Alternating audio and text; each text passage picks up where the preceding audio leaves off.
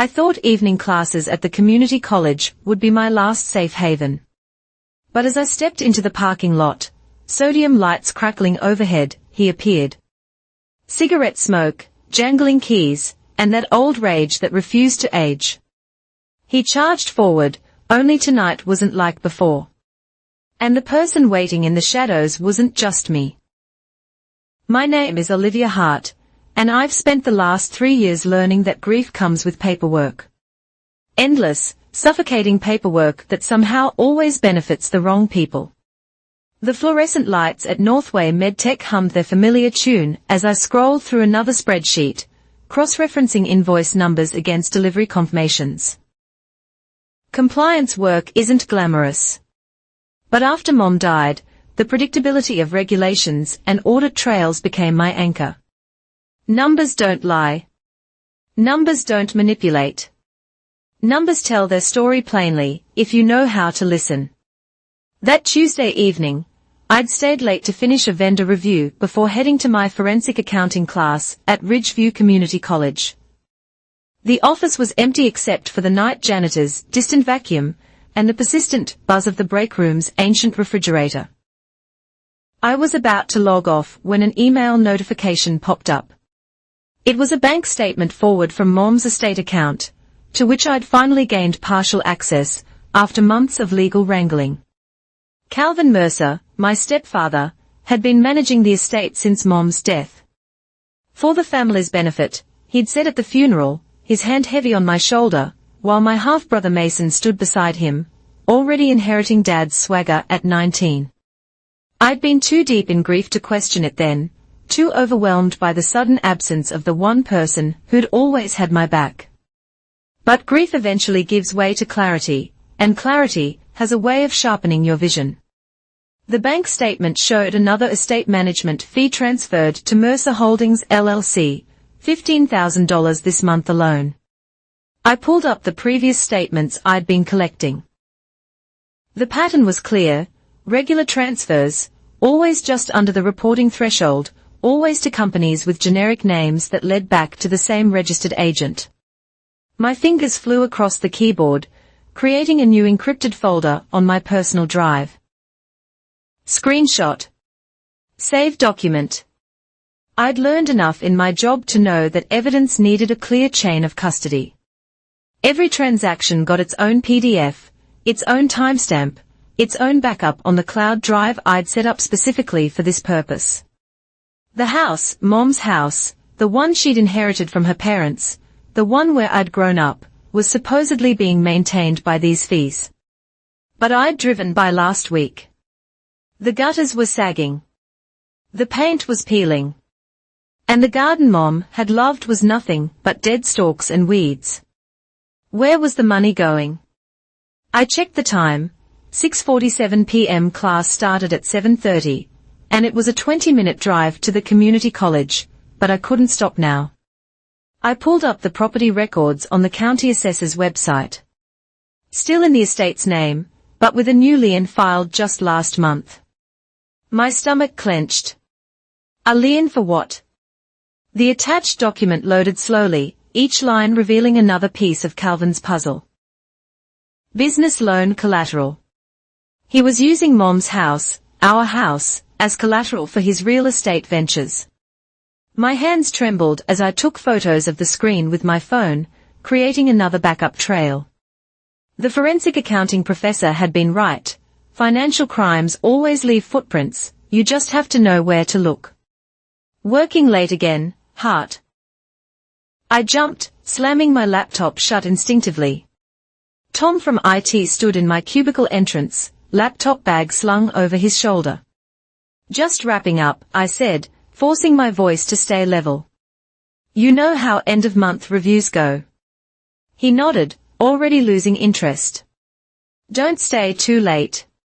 Heard there was some creep hanging around the parking garage last week. He left.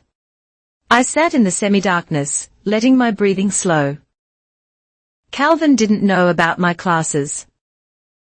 He didn't know I was learning to read between the lines of financial statements, to trace shell companies, to build cases that would hold up in court.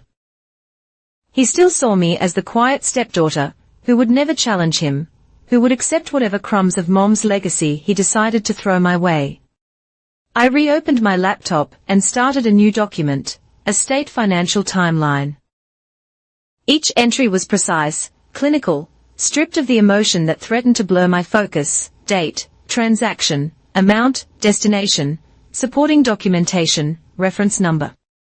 By the time I finished the initial entries, it was 7:15. I'd be late for class, but this couldn't wait. I uploaded everything to my secure cloud drive, then sent an encrypted email to my personal account with the access details. Triple redundancy, just like the audit protocols taught. Grabbing my bag, I headed for the parking garage. The evening air was crisp, carrying the smell of coming rain. As I walked to my car, I thought about Mom's last words to me: "Take care of the house, Olivia. It's more than just walls and memories." I'd thought she meant it sentimentally. Now, I wondered if she'd known something, suspected something about Calvin's plans. Either way, I was going to find out, and I was going to stop him. The community college parking lot was already half full when I arrived.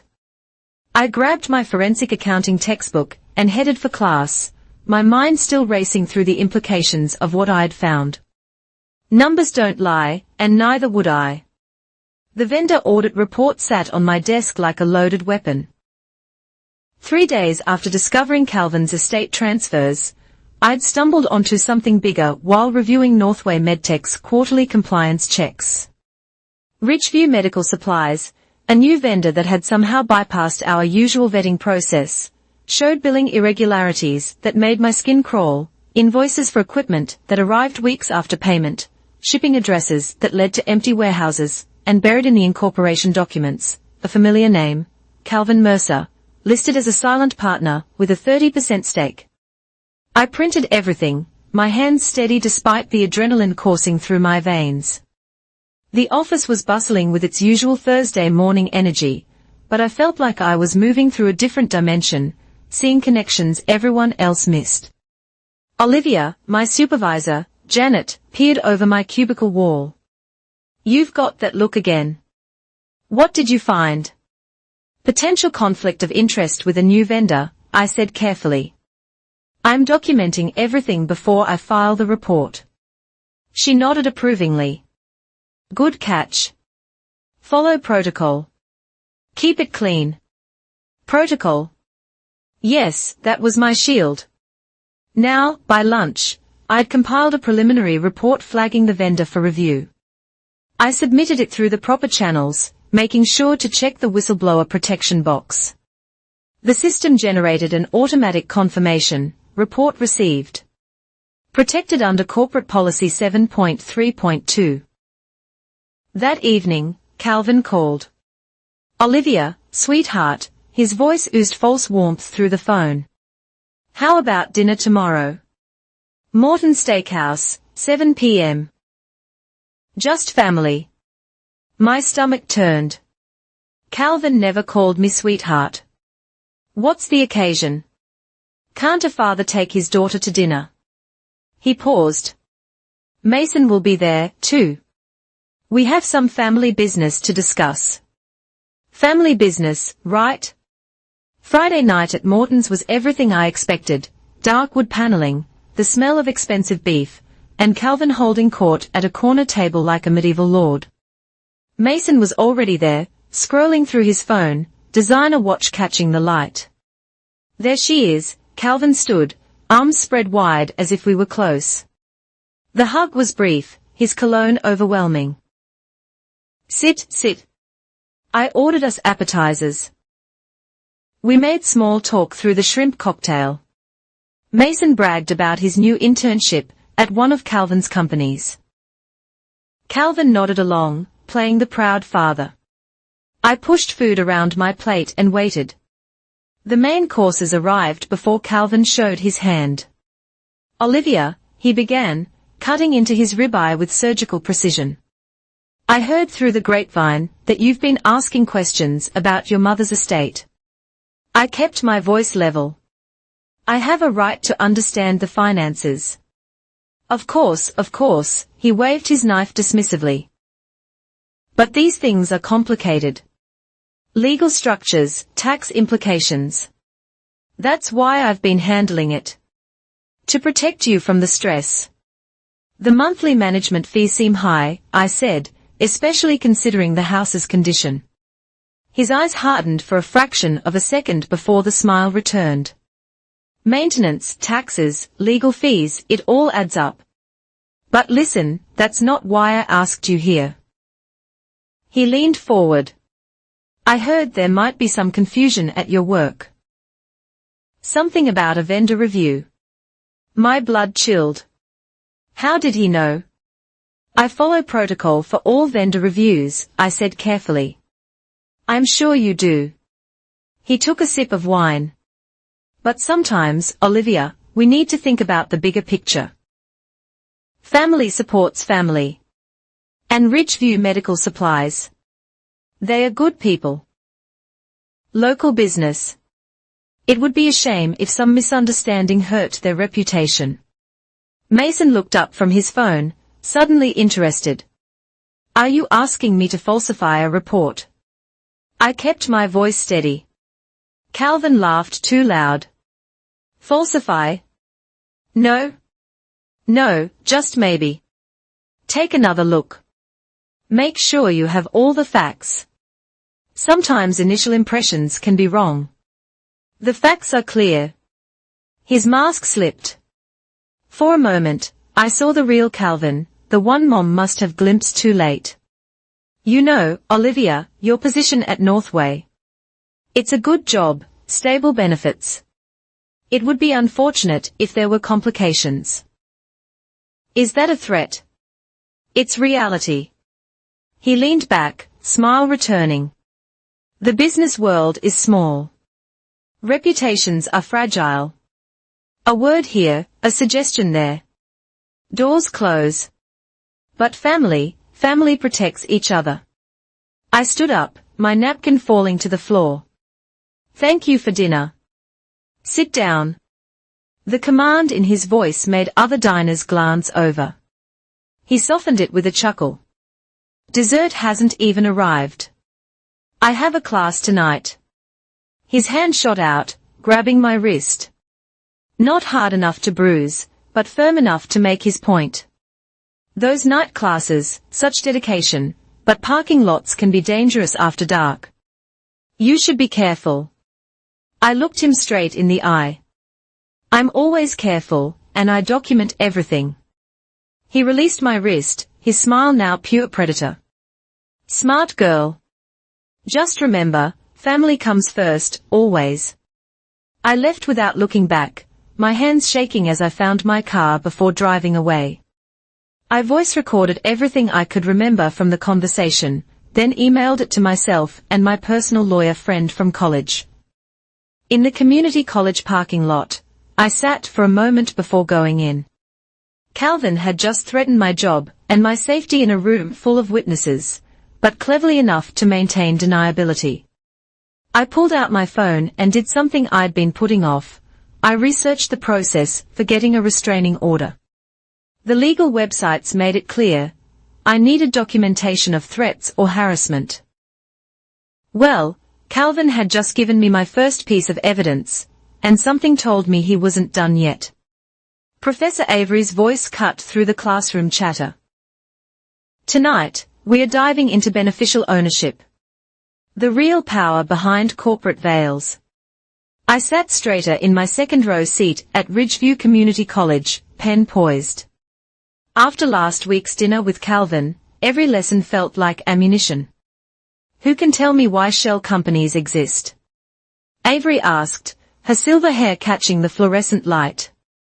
A few hands went up, mine stayed down. I was here to learn, not perform. Tax benefits, someone offered. Privacy, said another. Both true, Avery nodded.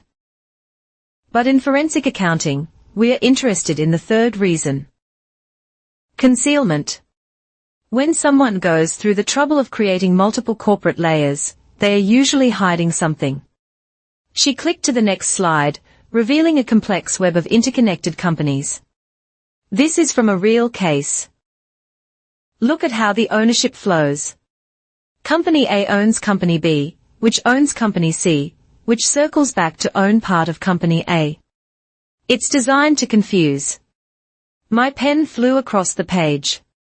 This was exactly what Calvin was doing. Mercer Holdings, Ridgeview Medical Supplies, and 3 other LLCs I'd found, all interconnected like a spider's web. But here's the beautiful thing, Avery continued, her eyes lighting up.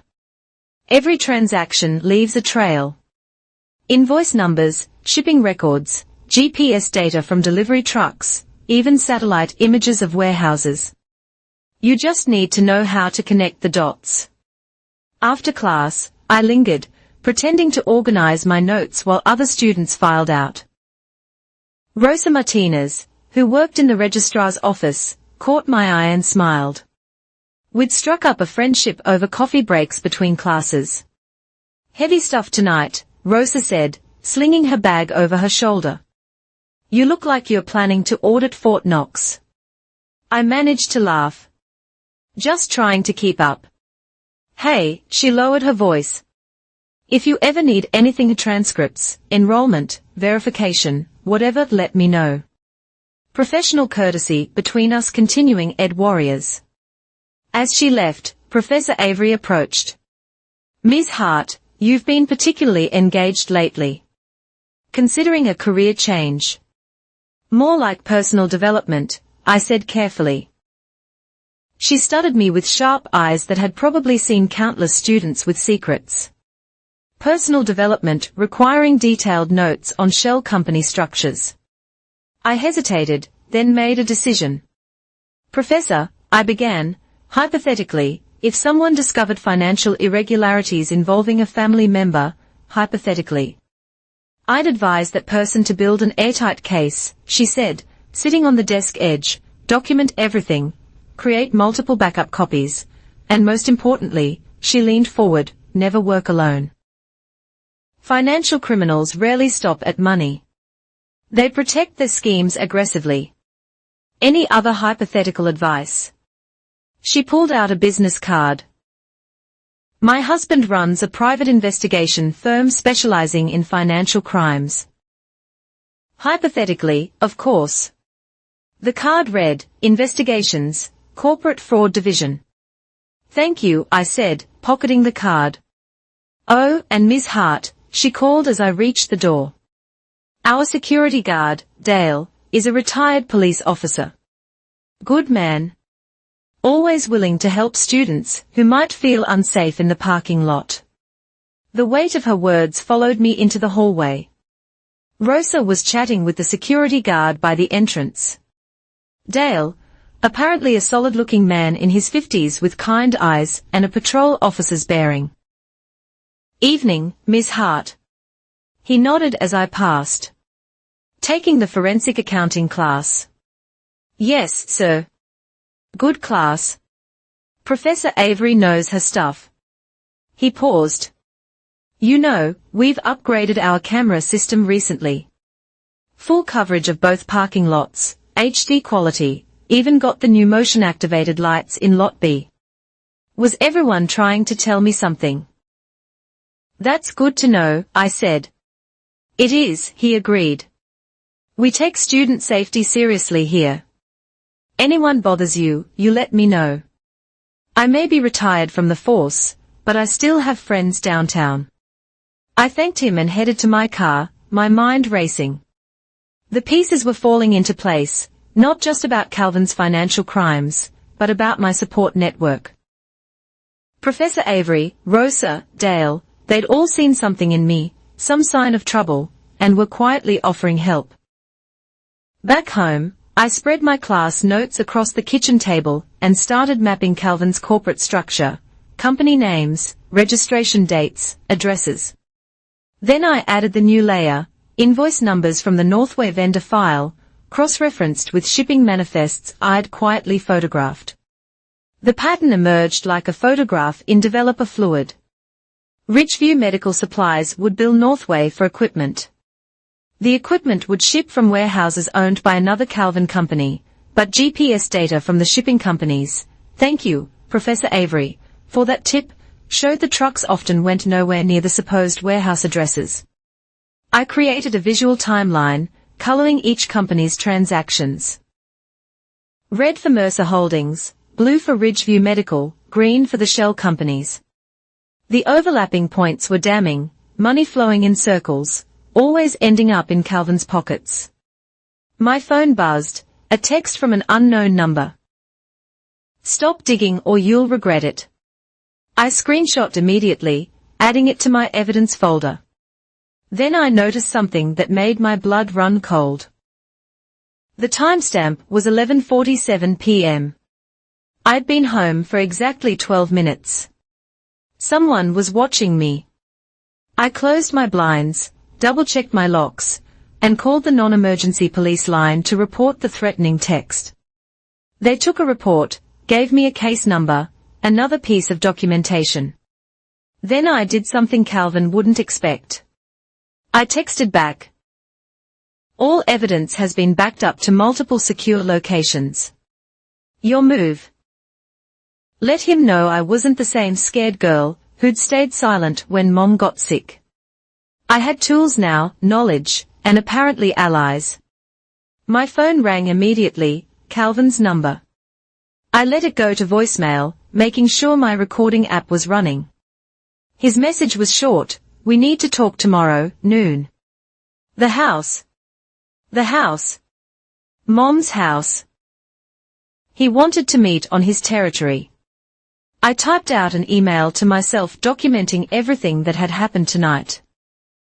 Then I forwarded it to 3 different email accounts and uploaded the screenshots to my cloud drives. Professor Avery was right. Financial criminals protect their schemes aggressively. But I was learning to protect myself, too. And tomorrow, when I faced Calvin at Mom's house, I wouldn't be going alone, at least not in the ways that mattered. Tara Bloom's law office occupied a converted Victorian near downtown Ridgeview. All exposed brick and modern furniture. She'd been 2 years ahead of me at State University, known for taking on David versus Goliath cases and winning. Olivia Hart. She smiled, standing to shake my hand. Been a while, though I have a feeling this isn't a social call. I placed my folder on her glass desk. I need help navigating a situation. For the next hour, I laid out everything. The estate transfers, the shell companies, Calvin's vendor scheme at Northway, the threats. Tara took notes on a legal pad, occasionally asking for clarification, her expression growing more serious with each revelation. First things first, she said when I finished, we need to protect you and preserve evidence. The restraining order is a good instinct, but we need more documentation of direct threats. That text helps, but judges prefer patterns.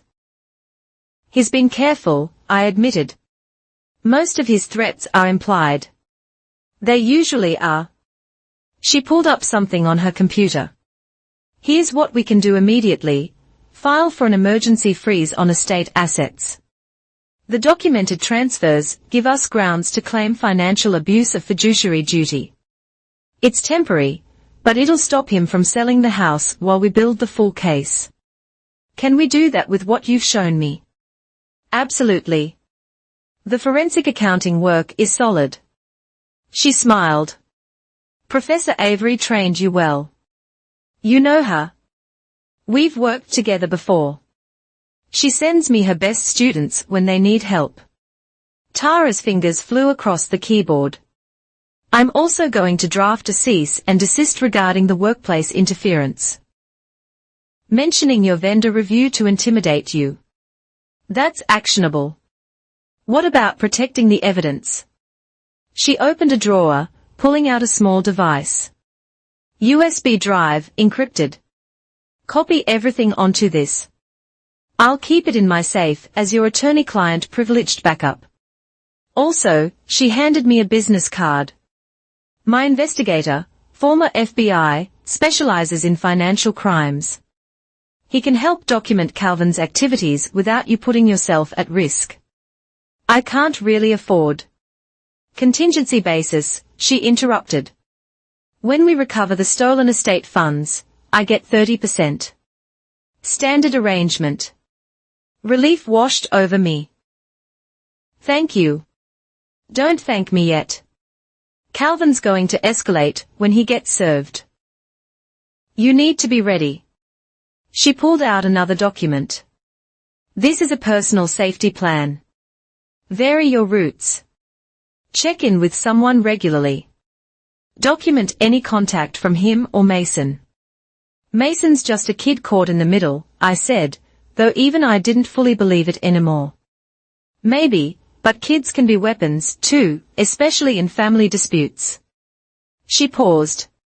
Speaking of which, you mentioned Calvin wanted to meet at your mother's house tomorrow at noon. Perfect. We'll have him served with the asset freeze paperwork at 12:15. Public place, witnesses around. Bring someone with you, friend, colleague, anyone. And record everything if your state laws allow it. They do, I checked. Good girl. She stood. One more thing, your phone. May I? I handed it over, watching as she navigated to settings. I'm sharing my location with you and installing an emergency app. Press the power button 5 times rapidly. It sends your GPS to me and starts recording audio to the cloud. Is that really necessary? Her eyes were serious. I've handled dozens of financial abuse cases. Olivia, they almost always escalate when the money gets threatened. Better paranoid than sorry. Back at my apartment, I spent the evening following Tara's instructions. Everything copied to the encrypted drive, then copies of that copy distributed to various secure locations. I called my friend Sarah from work, explaining I needed a favor. You want me to go with you to meet your creepy stepfather, she said after I gave her the sanitized version. Just sit in the car. If anything seems off, call 911. Girl, you know I've got your back, but maybe we should just call the cops now. I need more evidence, I said. And I need to do this right. That night, I went through Mom's old papers again, looking for anything I might have missed. In a manila envelope marked insurance, I found something that made my heart stop. A handwritten note in Mom's shaky script. Olivia, if you're reading this, I'm gone and you're looking for answers. Check the safety deposit box at First National, Box 472. Calvin doesn't know about it. The key is in my rosewood jewelry box. False bottom. I'm sorry I didn't protect you better. Love, Mom. My hands trembled. The jewelry box was at the house, Calvin's house now, but if there was a safety deposit box, he didn't know about it. I photographed the note and added it to my evidence file. Then I did something Calvin had taught me, ironically enough, during one of his pompous lectures about business. I planned for contingencies. Email scheduled to send to Tara, the FBI investigator, and Professor Avery, if I didn't cancel it by 2 p.m. tomorrow. All evidence attached. Full explanation of where I'd be and when. My phone buzzed. Rosa from school. Hey, Dale mentioned you might need some friends tomorrow around noon. Few of us from class having lunch at the diner across from your mom's old place. Total coincidence. I smiled for the first time in days. The network was activating. Calvin thought he was luring me into isolation, but I was building an army of witnesses.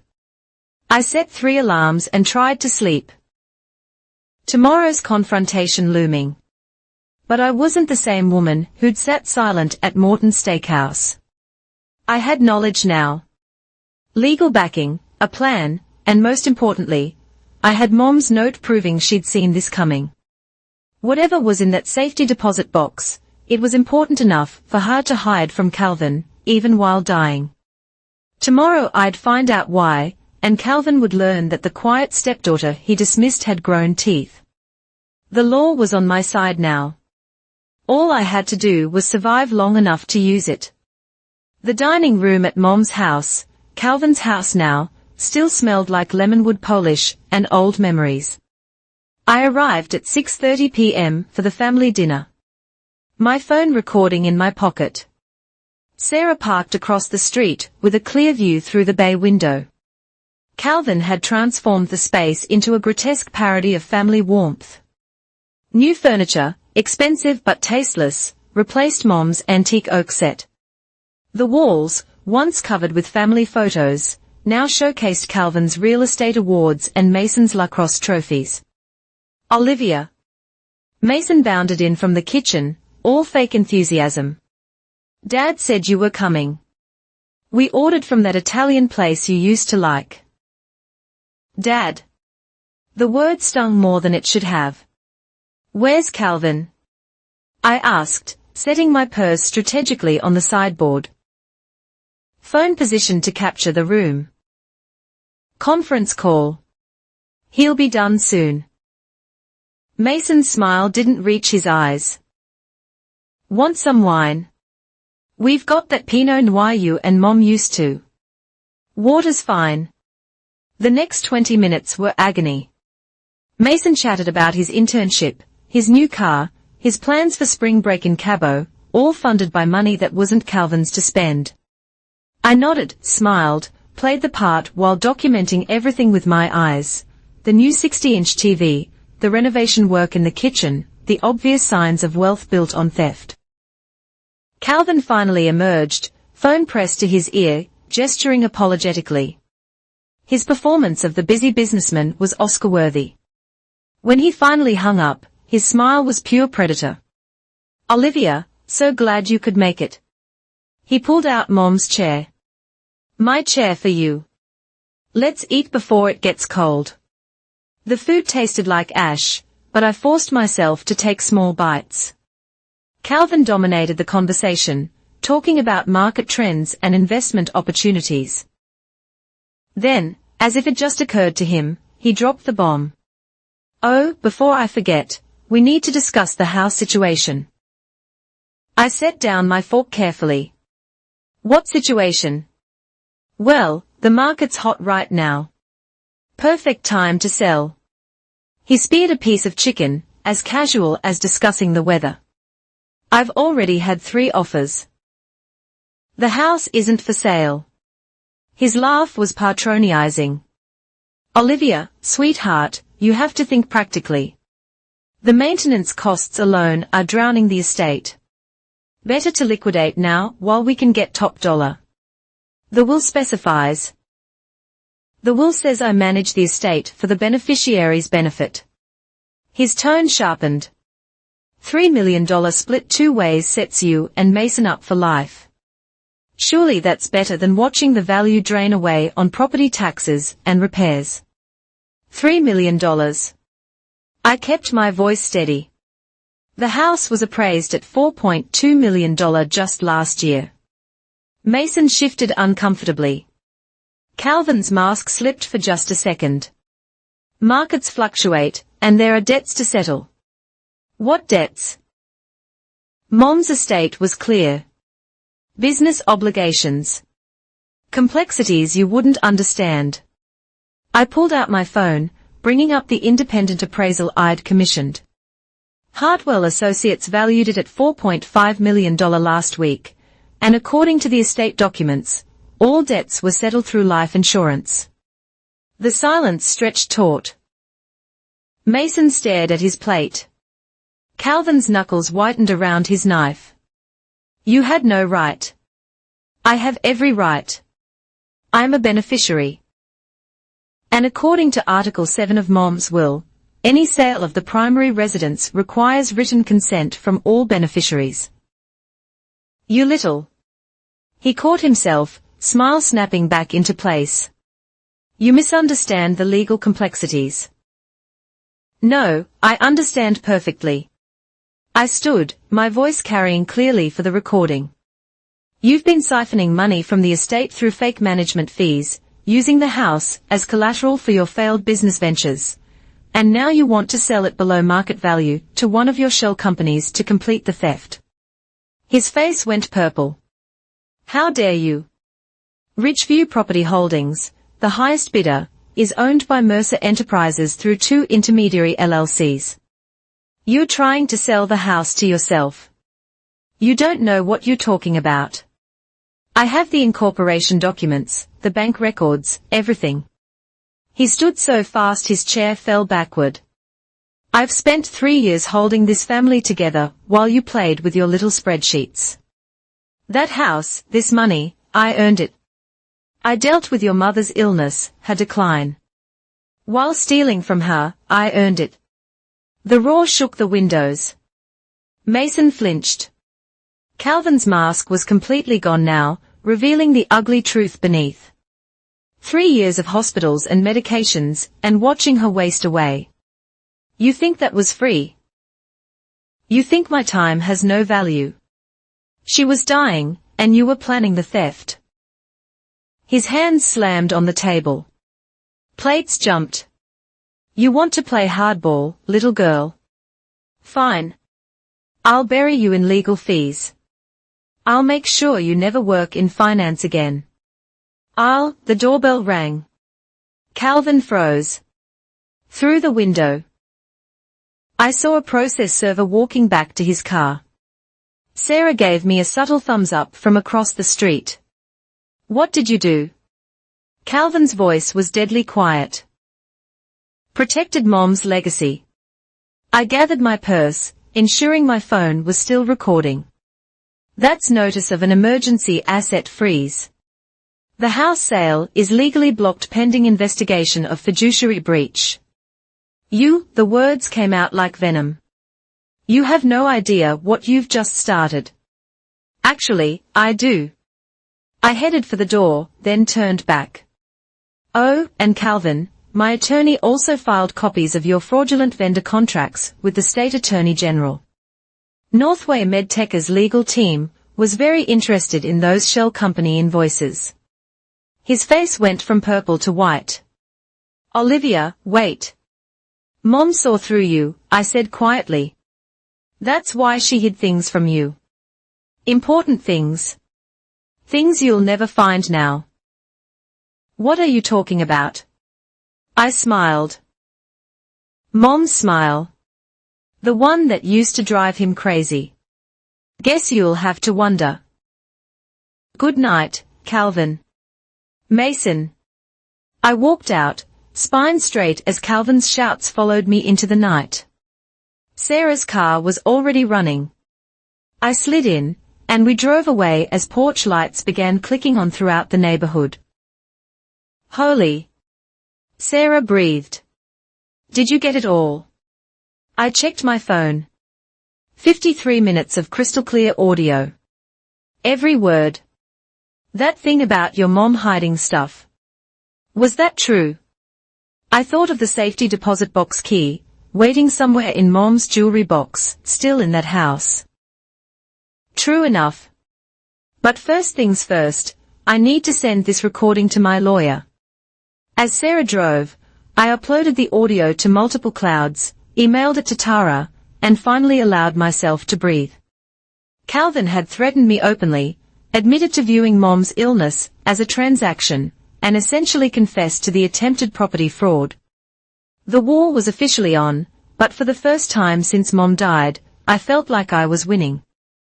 The sodium lights in parking lot cast everything in sick yellow halos as I walked to my car after Thursday's forensic accounting class. 10:47 p.m. The new LED sections Professor Avery mentioned hadn't been installed yet, leaving pools of shadow between the light poles. I'd parked strategically.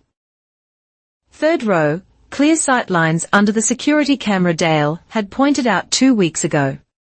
My keys were already in my hand, phone ready to speed dial 911. After Calvin's explosion at dinner, Tara insisted I file for a temporary restraining order. The judge granted it based on the recorded threats, but paper doesn't stop angry men in dark parking lots. The campus was quiet. Most community college students rushed home after evening classes, but I'd stayed to copy additional files in the computer lab. Evidence of Calvin's vendor fraud was piling up faster than I could process it. My car chirped as I unlocked it. That's when I heard the footsteps. Heavy, deliberate, not trying to hide. Working late again, Olivia. I turned, keeping my car door between us. Calvin stood 20 feet away, hands in his coat pockets. He looked haggard, unshaven, but his eyes burned with familiar rage. "You're violating the restraining order," I said, loud enough for any potential witnesses. My thumb hovered over the emergency button on my phone. 5 quick presses would alert Tara and start cloud recording. Piece of paper. He took a step closer. "Just like all your little documents. Paper doesn't mean anything in the real world. The security cameras do." I nodded toward the mounted unit. "Campus police will have this on film." His laugh was ugly. "You think you're so smart, taking classes, playing detective, but you forgot something important." Another step. I pressed the panic button. 5 quick taps. The phone vibrated. Confirmation. "Stay back, Calvin."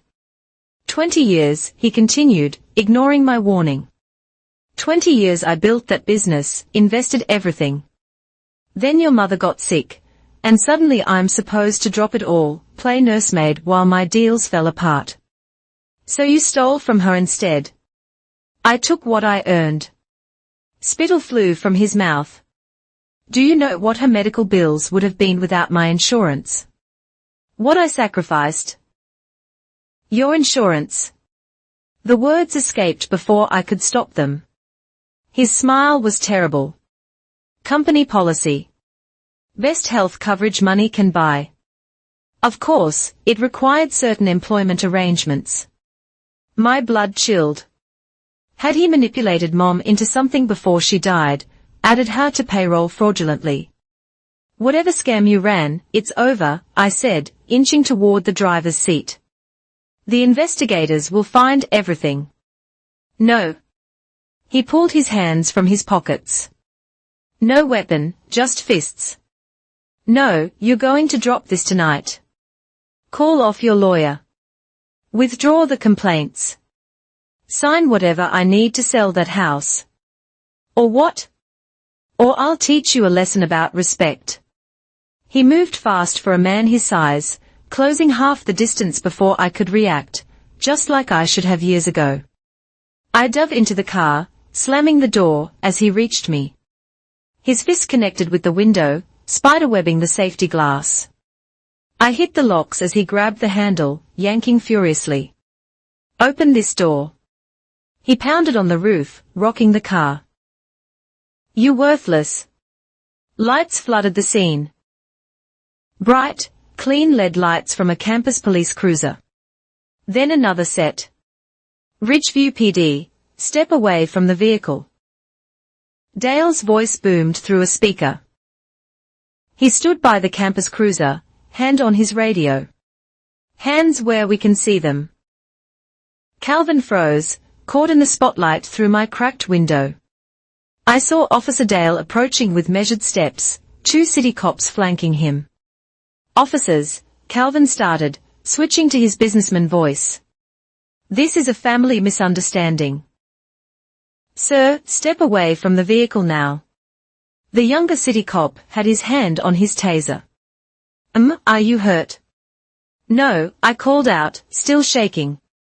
But he violated a restraining order and attacked my car.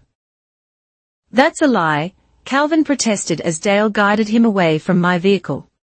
She's trying to destroy my business with false accusations. Detective Quinn, the one from Professor Avery's husband's firm, stepped into view. When had he arrived?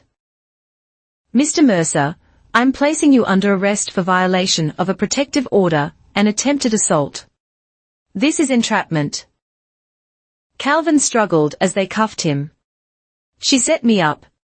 She lured me here. Sir, you just admitted to knowing about the restraining order, Quinn noted calmly. And we have your approach on multiple cameras. Plus, he glanced at me, and I held up my phone, audio recording of the entire encounter. As they led Calvin away, still ranting about lawyers and lawsuits, Tara Bloom appeared at my window.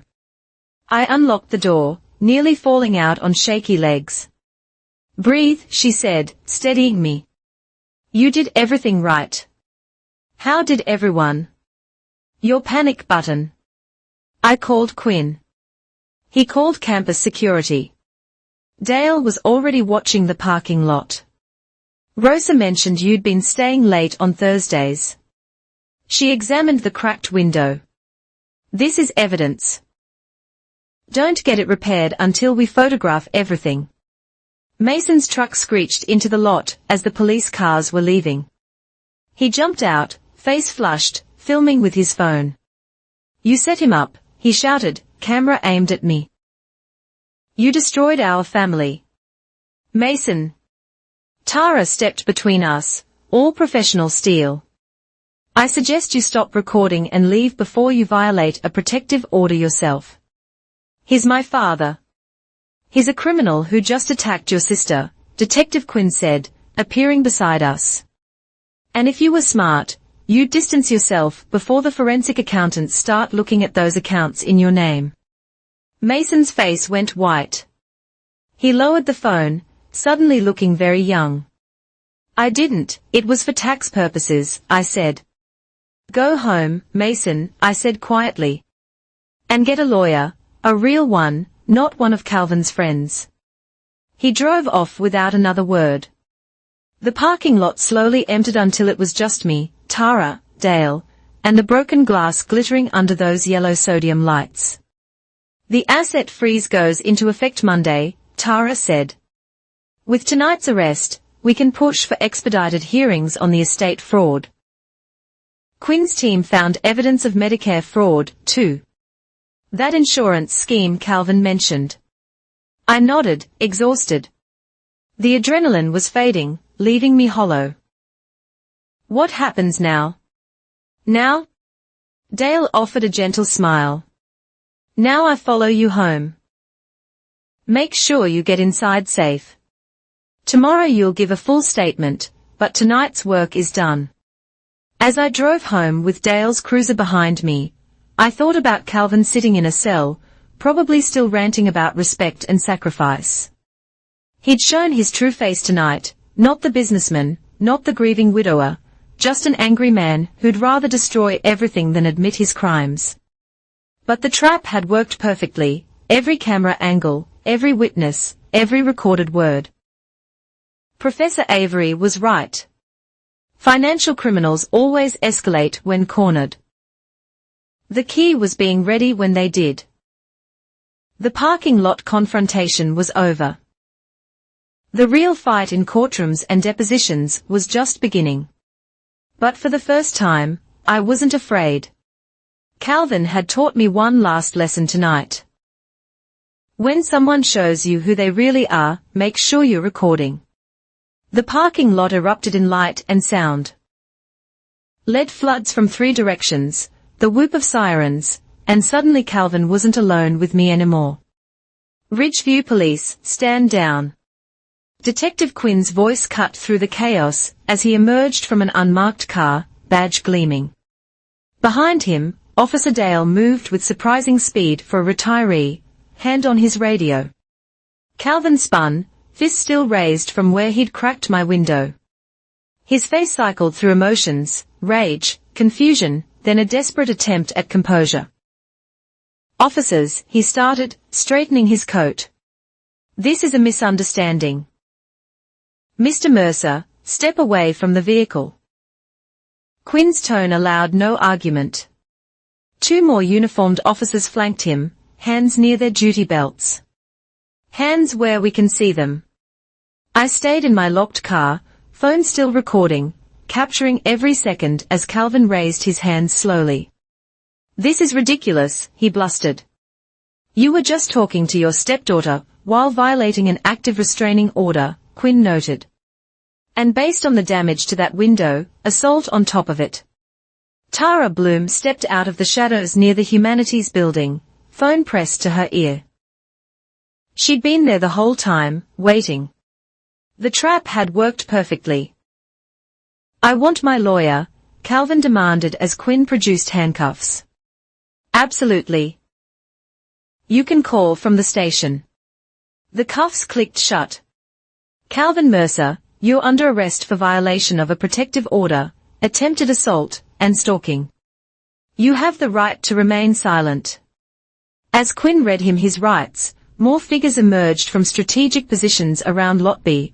Rosa from the registrar's office stood by the entrance, having locked the gate behind Calvin's car. Two of my classmates from forensic accounting were at the bus stop, phones out, recording everything. "This is a setup," Calvin shouted, realization dawning. "Entrapment." "No, sir," Dale said calmly, his body camera capturing every word. "You chose to come here. You chose to violate a court order. You chose to attack that vehicle. We just made sure there were witnesses." That's when Mason's truck roared into view, tires squealing as he tried to enter the now locked lot. He jumped out at the gate, phone already recording. "Dad, don't say anything." He aimed his camera at me through the fence. "This is illegal. She tricked you." "Actually," Tara said, approaching my car as the officers led Calvin away. "Everything was done by the book. Your father received legal notice of the restraining order 3 days ago. He acknowledged it in writing through his attorney. She helped me out of the car, keeping her body between me and where Mason was ranting at the fence. My legs shook, but I stayed upright." "You okay?" she whispered. "Got every word recorded," I managed. "Good girl." Detective Quinn returned after securing Calvin in the patrol car. "Ms. Hart, we'll need a full statement, but that can wait until morning. The parking lot cameras got everything. Plus," he gestured to the growing crowd of witnesses, "I count at least 12 recording devices. Dad's going to destroy you." Mason shouted. "Both of you. Our lawyers will." "Mason Pierce Mercer," Quinn called out, using his full name with devastating effect. "I suggest you calm down before you earn your own obstruction charge. And you might want to discuss with those lawyers why your name appears on several fraudulent invoices we've been investigating." Mason's face went pale. The phone drooped in his hand. "That's right," Quinn continued. "Your college internship at Ridgeview Medical Supplies. We have questions about purchase orders you signed, so maybe focus less on filming and more on finding your own attorney." I didn't know," Mason stammered. "Dad said it was standard business." "Save it for your statement," Quinn cut him off. He turned back to me.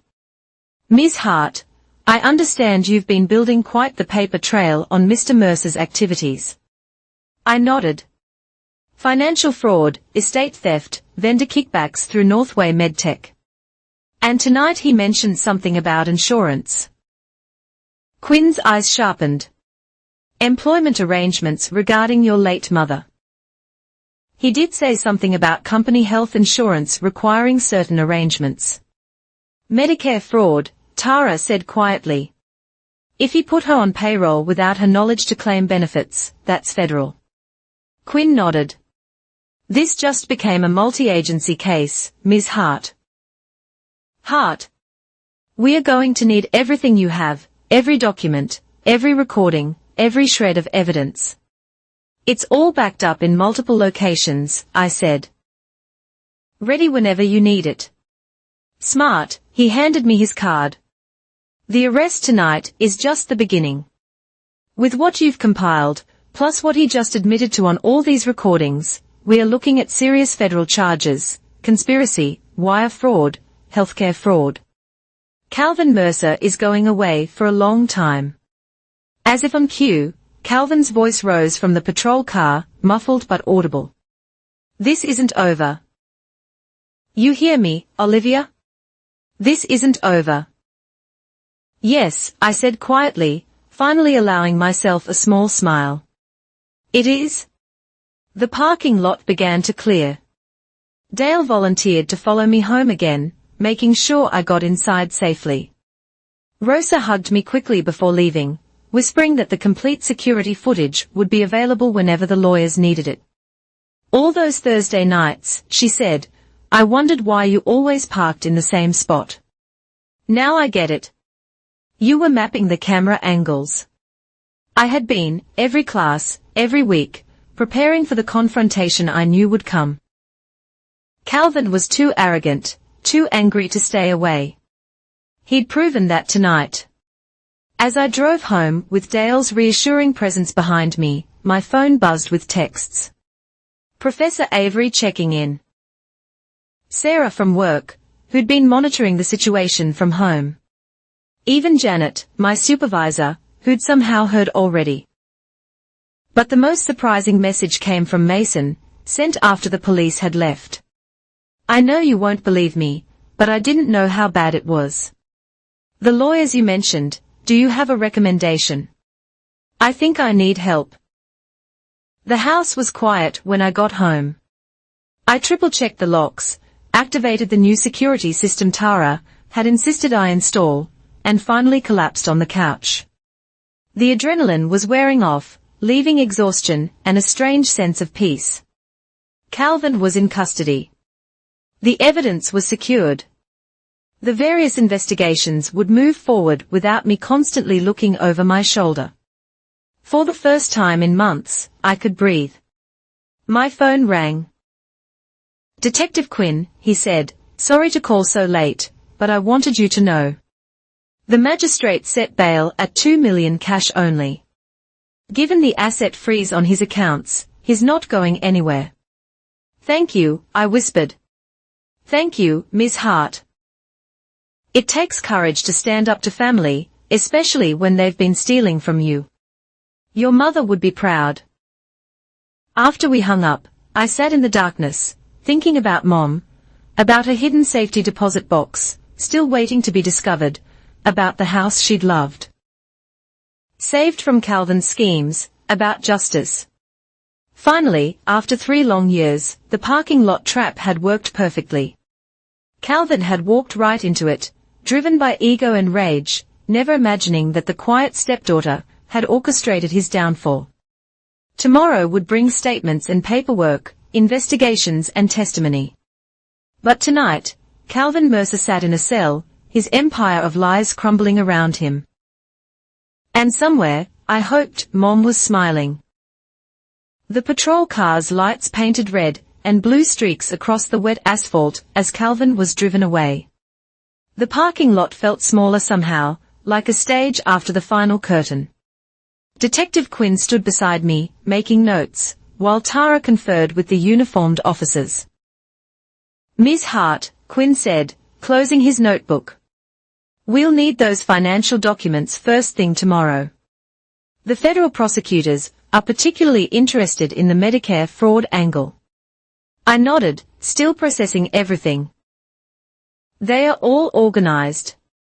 Transaction histories, shell company registrations, forged invoices, 3 years of evidence.